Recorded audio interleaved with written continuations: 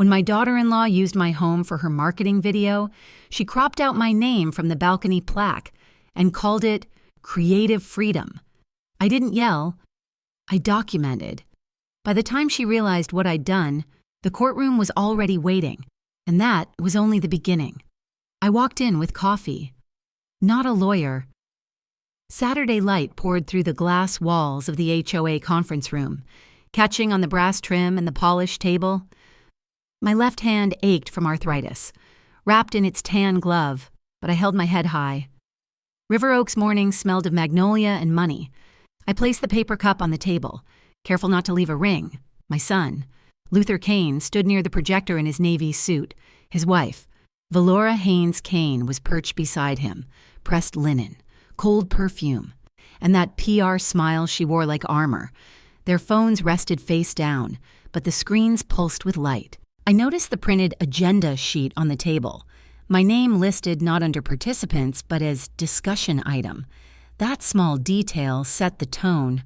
Luther cleared his throat. "Let's keep this tight," he said. Clicking through slides, Valora followed with, "Numbers don't lie." They sounded like coworkers rehearsing a pitch. Not family. I said nothing, only watched their reflection in the glass wall.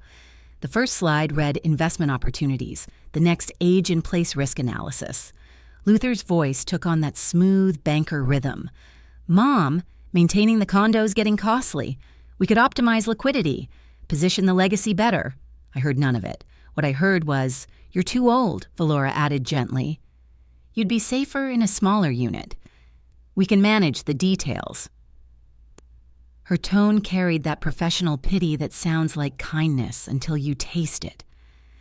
I sipped my coffee instead of answering. They spoke of insurance premiums, HOA assessments, flood zone adjustments, all things I'd paid for decades without their help. Then came the slide labeled Simplified Living. Valora said, "Everyone's doing it. It's easier at your stage." My stage. The words hung in the air like humidity. Luther's captions read Sunset Plan and Legacy Streamline. I'd seen those phrases in ads for estate lawyers and funeral homes. I thought of the day I signed the mortgage alone, the down payment I gave him for his first house. I looked at him now, rehearsed, detached. "Luther, baby," I began softly. He didn't look at me. Instead, he raised his hand, palm out, the same gesture I'd once used to stop him from running into traffic. "Let's not derail," he said, glancing at Valora. She nodded. The room was small, but the silence between us stretched wide. I saw who controlled the clicker, who poured the water, who led the rhythm. I wasn't a guest. I was a subject. When I tried again, "This is my—" He cut me short. "Stay quiet when the adults are talking." It landed sharp as glass breaking under carpet. The projector hummed. Valora smoothed her skirt, lips twitching into the smallest smirk. No one moved. Someone from the hallway coughed, pretending not to hear. I didn't react. I looked at the clock instead. Memorized the time. 11:47 a.m. My coffee had gone cold, but I took another sip anyway. Bitterness was familiar territory. He turned to the next slide, still talking about depreciation. But I was done listening. My eyes drifted to the page footer. Prepared by Valora. Timestamp Tuesday, 11:42 p.m. a.m. She'd written this plan without me. Maybe while I slept in the same building. My stomach tightened, but my voice stayed calm. "Could I get a copy of that?" I asked. Valora smiled like customer service. "We'll email it, Miss Maren. Not Mom." I stood, smoothing my cardigan, gathering what dignity still fit in my hands. "I need a breath," I said. No one objected. I saw Luther's reflection in the glass, shrinking as the door closed behind me. Outside, the Texas heat wrapped around me, thick and honest. The hum of cicadas filled the silence that meeting left behind. I walked down the shaded path, past the manicured hedges, the air tasting faintly of cut grass and betrayal. My mind replayed his words, "Stay quiet when the adults are talking." At 68, I'd lived long enough to know when a storm was forming. In my purse, tucked behind a checkbook, was an old business card, Baron Lyle, attorney at law, Arthur, My late husband had trusted him once. I'd slipped the card into my Bible years ago, under the verse about wisdom and patience. I pulled it out now. Edges softened by time. The ink was still clear. Call only if you need to. I looked up at the sky, gray clouds swelling behind the sun, and whispered, "Well, Arthur, I think I need to—" My thumb hovered over the phone screen, trembling but sure. When the line rang, I didn't wait for pleasantries. "Baron," I said, steady and quiet. "It's time." The call to Baron ended quietly, but my pulse did not. I walked beneath the oak shadows, steadying myself on small facts. I'd said 3 words that would change everything. It's time. My car sat untouched under the garage lights, but I didn't trust its GPS. I took a rideshare instead, paying cash. Before I left, I wrote Baron's number on a yellow note and taped it inside my kitchen cabinet under prescriptions. I learned long ago, paper survives panic. I saved his contact as Baron Claus, set a reminder for Monday at 9 sharp. That word, Claus, made me smile. I didn't raise my voice. I raised my records, Daddy used to say. Paper beats mouth every day of the week. And tonight, I meant to prove him right. Inside my bedroom, I noticed something off. The air was too still, like a room that had been disturbed and rearranged to hide it. My armoire door leaned open a breath wider than usual. The velvet box inside sat crooked, as if someone had lifted and replaced it without knowing the exact angle. I opened it. The cushion's impression was there, but the ring, Arthur's gold band, was gone. I stared at the empty hollow, pulse slow but certain. I didn't need shouting, I needed proof. I remembered last Sunday, Valora had dropped by, all smiles and macarons, claiming she needed to freshen up. Her tote bag sat right there on my dresser. I took my phone and snapped a photo of the box, timestamp clear in the corner, then another of the untouched dust around it. I texted Luther. "My wedding ring is missing.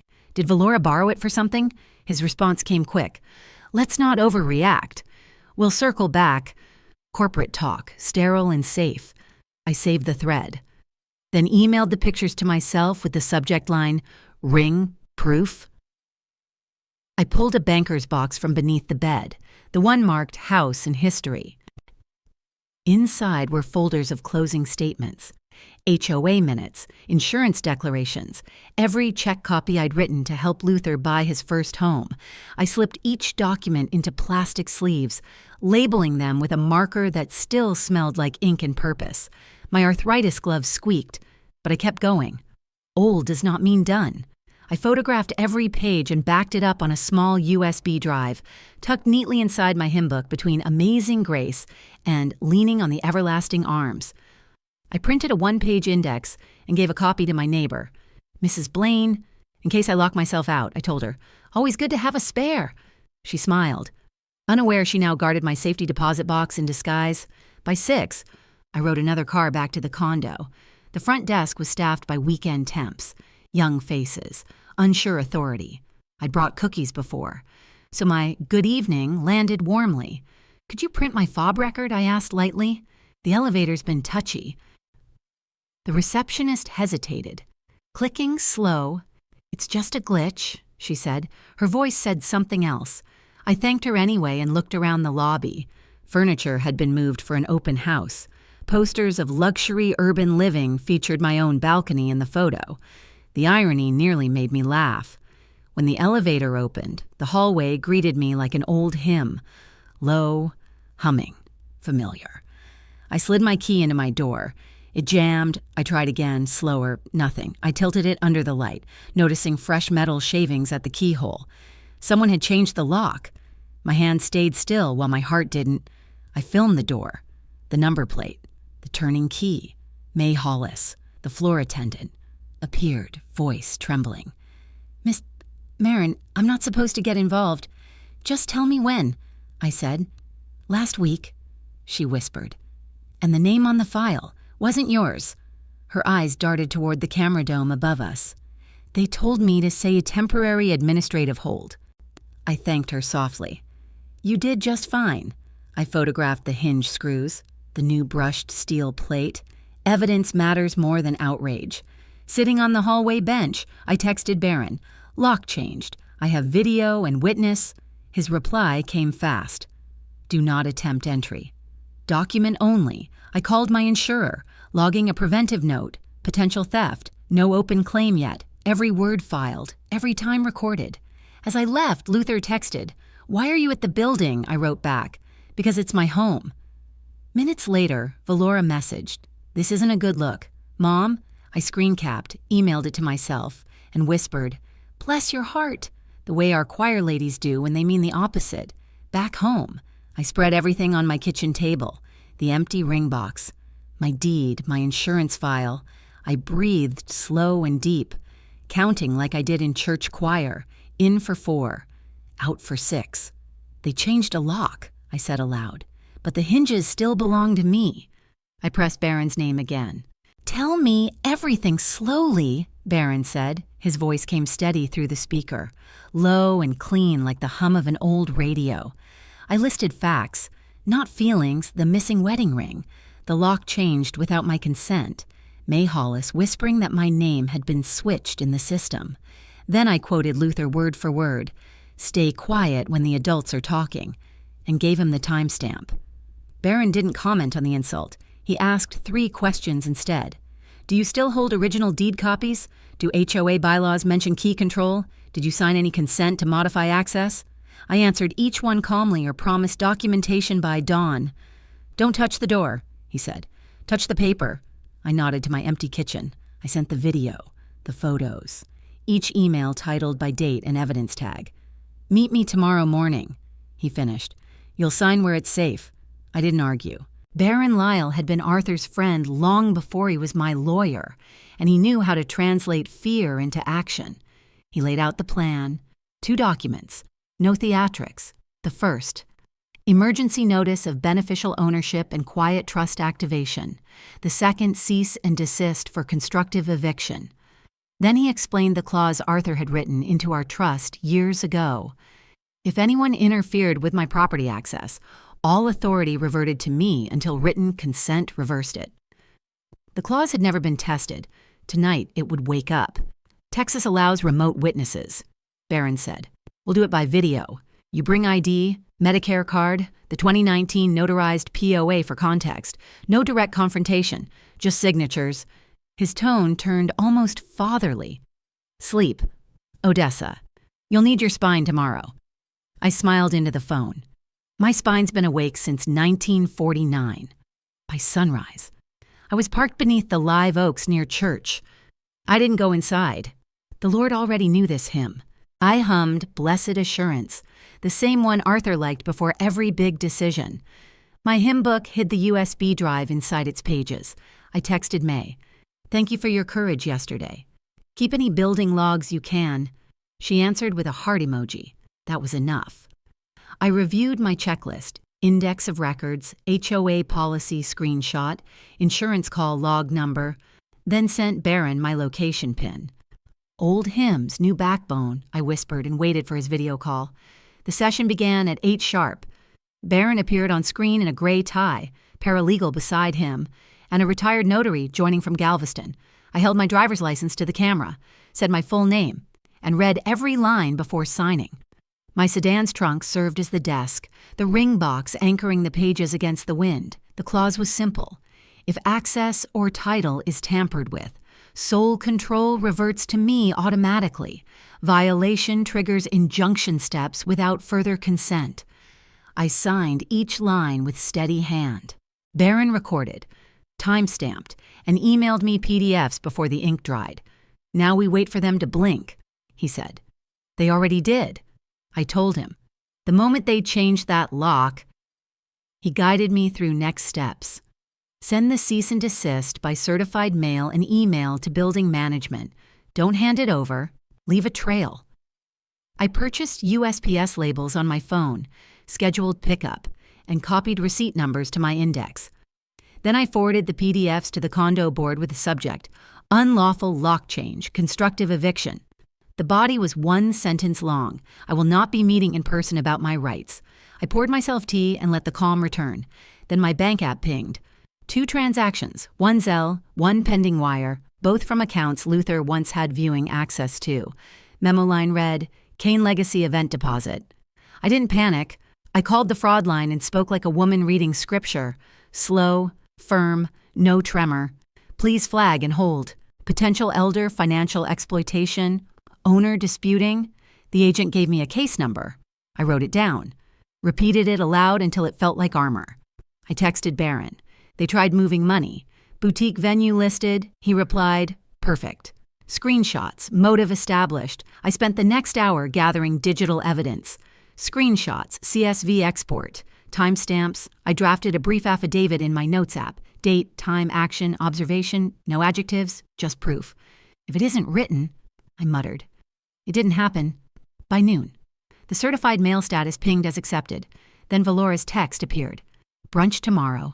Dress smart. We'll announce the Kane Legacy Project. I stared at the screen until my reflection steadied. I replied with a single thumbs-up emoji. That's all she'd get. I forwarded the message to Barron. Public event, cameras. If they use my home image, that's leverage. My final thought before bed. Silence isn't surrender. It's setup. I arrived 10 minutes early. Alone. The Houston sun bounced off the glass doors of the parlor at Pierce, turning every reflection into an audience. I logged the time with a discreet selfie, proof of presence. Inside, staff hurried about, balancing trays and floral crates. One box bore the word Haynes in looping script. Valora's touch, subtle but stamped. I greeted the hostess by name. Her badge made that easy, and asked for a program. The words Kane Legacy Project gleamed in gold print. I folded it neatly into my purse. My seat was chosen with care. Back to the wall, clear view of exits. Audio app open on my phone. Record clean audio. Barron had texted that morning. I tested the mic once. Voice soft. Testing, 1, 2. The presentation began. The lights dimmed, and on the screen appeared a photo I knew like a birthmark. My balcony, my urns, my dusk sky. They'd cropped out the corner where I kept Arthur's wind chime.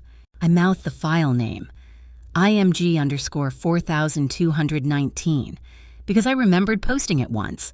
A quiet spring evening, captioned Still Standing. Now it belonged to their slideshow. Guests whispered, so elegant, so River Oaks. None of them knew the photo was stolen. I took 3 pictures, wide, medium, close, and logged the time. On my program, I wrote a single note, unauthorized image, public use. Then Valora glided to the stage, her suit the color of fog. We build legacy, she said, where love meets investment. The audience cooed. Luther stood behind her, hands clasped like a CEO at a shareholder meeting. She pointed at my balcony and called it our family's vision of stewardship, not a word of credit. Just that smooth, manicured lie.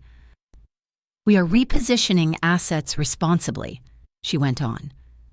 I scribbled her phrasing, repositioning, responsibly, because vague words leave wide trails. I sat still, chin lifted, the way my mother used to when folks lied to her face at church and she chose grace over fury. During the Quanda, a man from my congregation raised his hand. Isn't that Odessa's balcony, he asked, smiling, innocent. The silence after was rich enough to buy. Valora's expression cracked, then reassembled. Luther snatched the mic. Let's keep this focused on the adults discussing estate matters. There it was again. That word. Adults. The same knife. Sharper now. A few polite chuckles scattered across the room. I pressed record, visible, deliberate. When I raised my hand, Valora waved me off. We'll discuss privately. The usher guided the mic elsewhere like erasing chalk from a board. I noted the time and wrote, public dismissal. Phrase repeated. I walked to the mezzanine rail, pretending to admire the chandelier. From there, I filmed the stage. Banner and crowd in one slow pan. Evidence beats outrage. I sent the clip to Barron. Subject, public display, adults talking. Then I took a photo of the sponsor wall. The bank logo matched the same account Luther tried to drain yesterday. I smiled at the symmetry. My camera captured the seating chart next, every name printed but mine. Invisibility has a texture. I've lived long enough to recognize it. Near the corridor, a young planner stopped me. Miss Maren, we adore your aesthetic, so timeless. Her voice trembled. Then credit it properly next time. I said, no heat, no threat, just fact. She nodded too fast. I noted her name tag, the minute, the exit light above us. Luther texted before I reached the door. We'll align later. I forwarded it to Baron. He wrote back, good, at the valet. I signed the guest book with my full name. Clear, cursive, indelible. The young man in uniform smiled when I tipped him. People remember kindness when subpoenas start flying. Inside my car, I labeled every file. IMG_S6, Vidi_S7, Audio_QA, each name another nail in their coffin of pretense. Halfway home, my phone buzzed.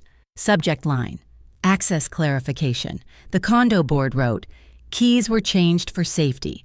Please arrange a meeting to resolve. I laughed once, low and sure, then forwarded it to Baron. My message was short. They put it in writing. His reply came fast. Then we put it in court. At 6 a.m, Houston was barely awake, but my kitchen table looked like a courtroom. IDs lined up beside my coffee. The trust binder open like a spine that never bent. The condo key fob sat in the corner, useless now. Baron arrived with his paralegal in a briefcase that smelled faintly of leather and rain. Ink is a boundary you can see, he said. Laying the TRO packet in trust enforcement motion beside my mug, I read every page aloud. Steady and slow, the words felt heavier when spoken by the person they protected. Blue pen in hand, his reminder that judges like blue, I signed each flagged tab. There, I told him. That's my line in the sand. The scanner hummed, the sound of order. I texted May Hollis, filing this morning, no dramatics, only documents. By 8:30, we were at the Harris County Civil Courthouse. Security lines were long, but my patience was longer. Baron's voice lowered as he timestamped the filings. Emergency hearing before noon. Inside the clerk's office, fluorescent lights hummed like old choir fans. The judge's docket was crowded, but Baron's tone cut through the clutter. Property interference. Unauthorized lock change. Public misuse of private image. The judge nodded once, signed the temporary restraining order, and set a hearing date. The stamp hit the paper like a gavel. Baron whispered, "Paper beats mouth," I smiled, whispering back, "Every time." At the high-rise, we rode the elevator with the process server, a tall man with a calm stare and a GoPro clipped to his jacket. The lobby camera blinked red.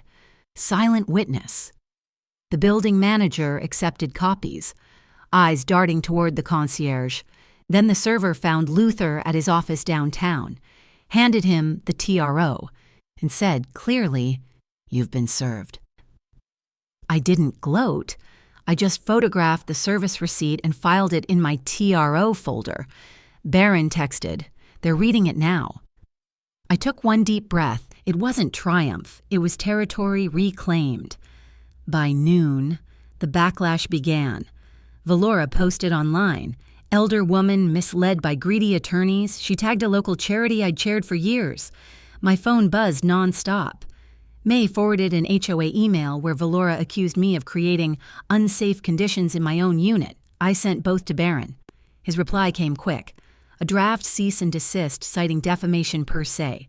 I attached a still from the brunch video, my balcony on their screen. Caption, Kane Legacy Creative Team. Then I posted one line publicly.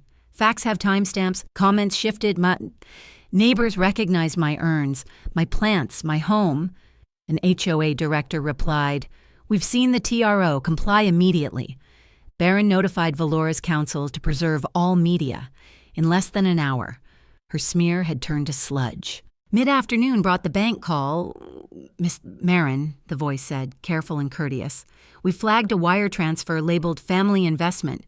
I confirmed my identity and recited the TRO docket number, my trust clause, and the line about settler authorization. The banker paused, then said, "Understood."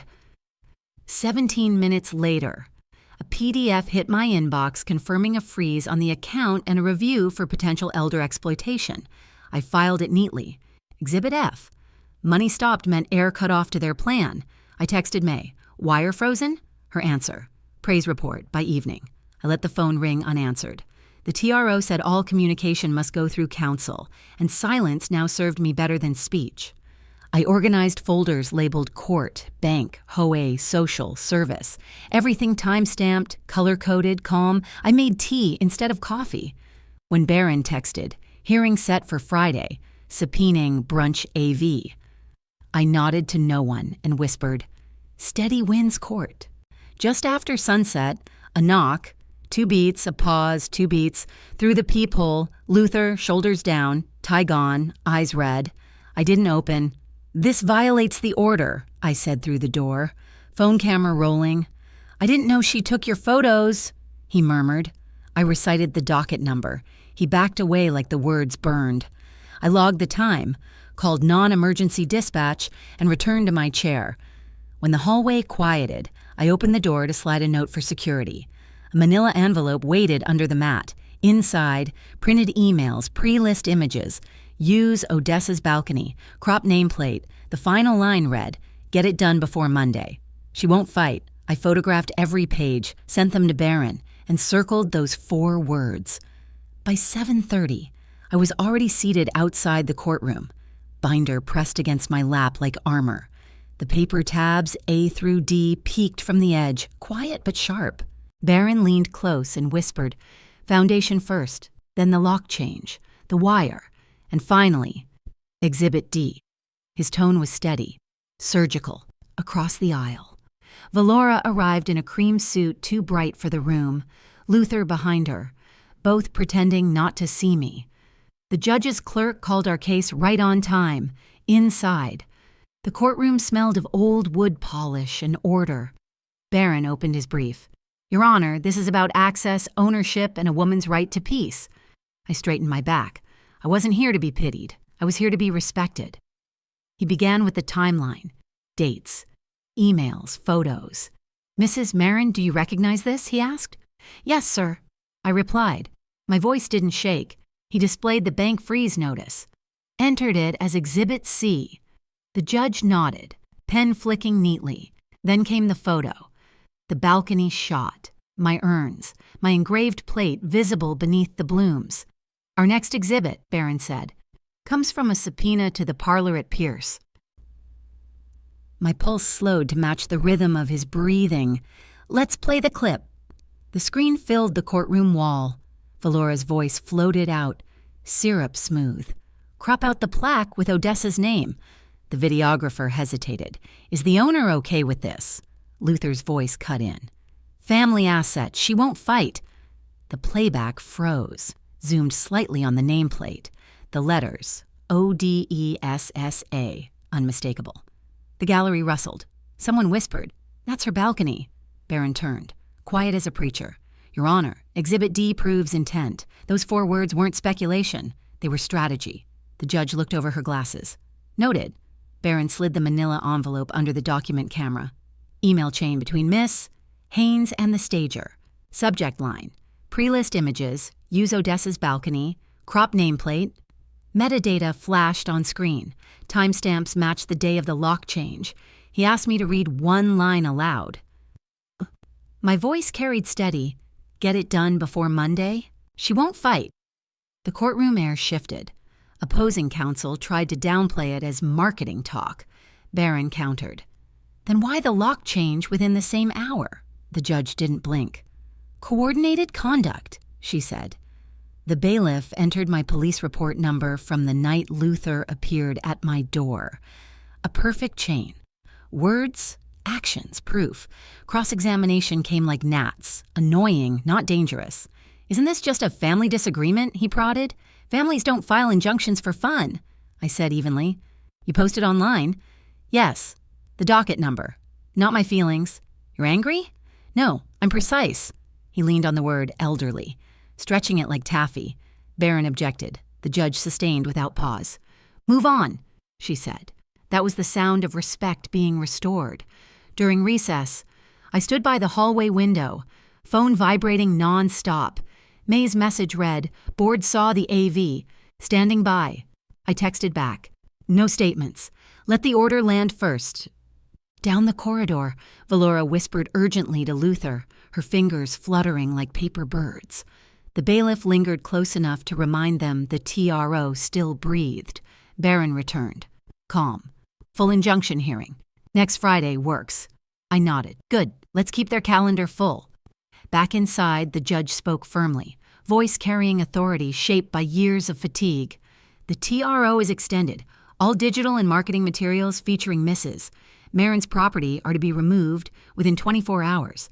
All keys and fobs must be surrendered by close of business. Valora's attorney tried to ask for exceptions. Denied. The judge's next words landed heavy. Any further contact outside counsel will be treated as willful violation. Sanctions are on the table. I felt the air lighten in my lungs. Baron whispered, You've just built a wall they can't climb. Outside, Houston heat wrapped me like a blanket, but it didn't weigh me down. Baron smiled. Good record day. I answered. Paper beats mouth.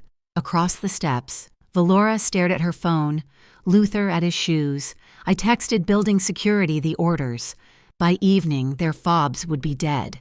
Then my phone rang, May's voice trembling. Odessa, you need to hear this voicemail. The voicemail kept looping, her voice breaking and reforming. Mother-in-law, we're family, please. The echo filled my kitchen more than her words ever did. I let it play once, then again, each time shorter, flatter, like the battery of her guilt running out. I printed Baron's certified order, taped one copy near the door, one above my thermostat, and tucked a third inside the trust binder. Boundaries have to live where the heart might forget them. May texted asking permission to post the HOA update. I approved it with 3 words. Facts only, no adjectives. The fridge hummed. The sun fell behind Buffalo Bayou, and I whispered to myself, facts first, feelings later. Another voicemail landed. Luther's voice, uneven. Mom, please keep this in the family. I wrote on a sticky note. Boundary isn't cruelty. Boundary is clarity. It stuck better to paper than people. By 7. May's HOA statement went live, just procedure, nothing dramatic. Yet within minutes, residents spun it into gossip. Odessa evicting family. Someone screenshotted, another embellished. I could almost hear their coffee spoons clinking in rhythm with my name. Baron's advice held, no replies. Let the order talk. I brewed chamomile instead of typing. 10 minutes later, the condo's Instagram reel featuring my balcony vanished, replaced with content unavailable. May found 3 more clips using my view. Each received a formal takedown citing the case number. I exhaled slow, the kind of breath that tastes like reclaiming space. Public curiosity might sting, but it also disinfects. Then came the corporate tremor. At 8:30, an email subject line read, Brokerage compliance, immediate hold. They suspended all listings touching Unit 19B, requesting every device and account used for marketing. Luther's creative team was copied. Valora's alias showed up too. Faint digital fingerprints. Another message from escrow services followed. Earnest money hold pending dispute review. Paper trails crossing each other like tripwires. I forwarded everything to Baron. His reply, Good, say nothing further. I marked a new tab in my binder. Institutional leverage. When systems start talking, individuals finally listen. At 9:40, my intercom buzzed. Miss Maren, your son's here asking to speak. The guard's voice carried caution. I looked at the TRO taped beside my door and answered, Decline contact outside counsel. The security officer offered to call HPD. I asked only for documentation and calm. A text arrived seconds later. She's pregnant. Don't ruin this for us. No number, no name, just bait dipped in sentiment. I deleted it without blinking. I sent Baron a concise email. Attempted contact declined, timestamp logged. Love isn't measured by how often you break your own rules. An hour later, 2 voicemails arrived in quick succession. The first, Valora's voice again, clipped and sharp. Tell your mother the deposit's non-refundable if she doesn't sign by Monday. Scare her a little. Then another, panicked and quieter. Walk it back. Say we misunderstood. If she cancels, we'll claim stress harmed the baby. My hands didn't tremble. They sorted. I forwarded both to Barron with timestamps. His response, perfect. Monday, we lock escrow through counsel. I logged out of every portal, assigned him access. Then wrote myself a small mantra on a notepad. I am not cruel. I am clear. Clear as kind, what ye say. The kettle whistled. A small victory song for the patient. Near midnight, I opened the old shoebox ledger my late husband kept. Columns of neat block letters tracking every household penny. I added one more line. Respect credited. Noise debited. I thought of little Luther hiding coins in the couch for future treasure. I whispered into the empty room. You already had treasure. Trust. I didn't rewrite history. I filed it. Tomorrow would bring hearings and headlines, but tonight belonged to quiet arithmetic. By morning, building management confirmed all unauthorized fobs deactivated at 6 sharp. Brokerage sent a follow-up. Deletion of evidence equals spoliation alert. May forwarded half-hearted apologies from residents who'd spread rumors. Her curt replies cited the court order and moved on. A younger agent messaged me privately. Miss Maren, I learned something. Paper first. I printed it, stapled it behind the TRO. A reminder that lessons multiply if you hold your line. At 10, Barron called. Monday's about conversion, turning the TRO permanent, locking down escrow, maybe fees. He paused. Bring the balcony photo. One picture, one story. I agreed. He asked if I'd speak as a victim. No, I said, as precedent. We hung up on mutual silence, the respectful kind. I turned toward the window. Houston's light, workmanlike and honest. At 11:12, the door camera chimed. A plain envelope slid under the threshold. No return address. Just 4 words scrawled across the flap. Let's fix this quietly. The envelope sat on my counter like it knew it didn't belong. I slid it open with a butter knife and unfolded a single page stamped Kane Legacy Holdings. Offer of settlement, it read, unsigned. The line that mattered: withdraw all claims, retain property, return funds, issue private apology. I photographed it and slipped it into my binder beneath the tab labeled Rejected, Exhibit F. Barron arrived minutes later, coffee and certainty in equal measure. Quiet settlements are for people with clean hands, he said. They wanted silence, I answered. I'm giving them record. He smiled faintly. That's better policy. The courthouse felt smaller that morning, air cooler. Luther looked deflated in his pressed suit. Valora pale under the fluorescent lights. The hearing opened with Barron's steady tone. Your Honor, we seek conversion of the temporary order to permanent injunction and enforcement of the trust. Opposing counsel mumbled about regret and misunderstanding. The judge stopped him mid-sentence. Regret is not compliance. Barron requested the brunch transcript be read aloud. Valora's voice echoed through the speakers. Crop out the plaque. She won't fight. You could hear the shuffle of papers stop. The judge signed the permanent order within 10 minutes. Media removals, key returns, restitution in the gallery. Even whispers felt respectful. The next motion hit harder. The trust reversal. The order restored sole control to me pending final audit, with reimbursement of escrow funds drawn from Kane Legacy's account. The brokerage compliance officer nodded from the bench, already noting internal sanctions. Barron leaned toward the mic. Miss, Maren's goal is restoration, not eviction, I added.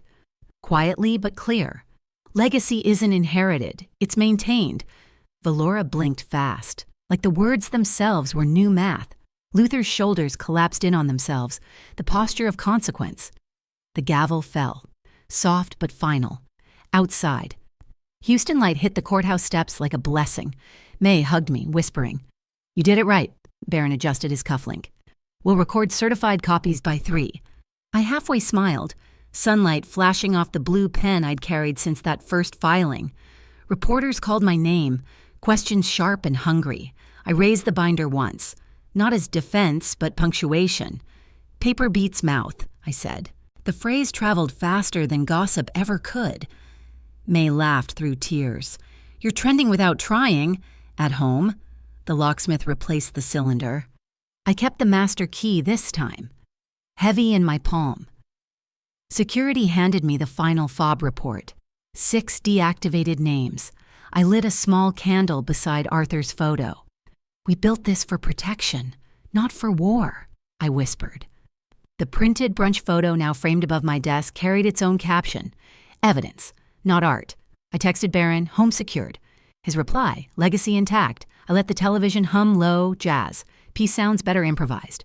That evening, Barron released the statement we drafted. Odessa Maren pursued transparency through lawful means. Documentation is not aggression, it is accountability. Comments filled with quiet affirmations. Older women writing paper first, always. May texted, "You started something." I smiled. I just reminded them. I gave no interviews. Silence was eloquent enough. Dignity doesn't need amplification. By twilight, I walked along Buffalo Bayou, magnolia scent rising with the evening heat. Ducks rippled the water, and the skyline doubled itself on the river's surface. Truth and reflection, both intact. We kept our home. Love. I whispered to Arthur's memory. We kept our name. I turned off my phone. Some victories aren't for broadcast. They're for breathing. The world didn't need to hear me win, only to see that I stood. The night breeze moved through the curtains, carrying a faint scent of magnolia and smoke. My phone blinked once. An unknown number. No message, just a single attachment labeled legacy_audit, 2.pdf. I hesitated, thumb hovering above the screen. The clock ticked twice before I whispered, "What did they forget to erase?"